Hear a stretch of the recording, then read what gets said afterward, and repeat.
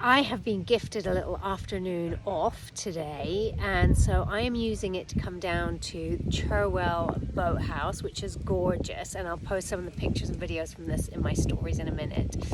But one of the things I've been really reflecting on recently is we often talk about, find the and you've heard me say this before, find the and. So you can be sad and have joy. You can be more than one thing at a time. But what I think is really important to emphasize, and that sometimes gets missed, is that we jump to the second thing that we are. And we don't necessarily fully account in that process of the first thing that we are. So let's take sad and joyful at the same time.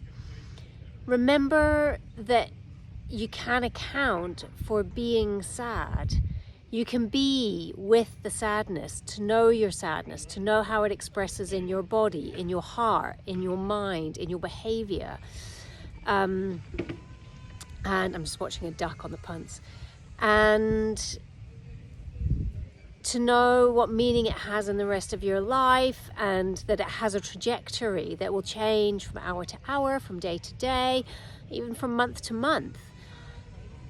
And within that, you can experience joy as well. You can meet an old friend for lunch and have a wonderful time and laugh your head off and enjoy a delicious environment and the sunshine and being by the water and watching the ducks and the movement of the trees and the shaft of sunlight coming through. All of those things can bring us so much joy. The joy of movement, the joy of feeling the power of your own body when you're moving, doing weights, maybe dancing, all of those things.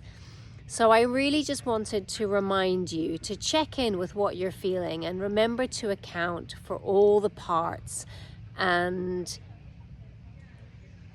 be able to be with that without necessarily having to focus on the second thing or only focus on the first thing.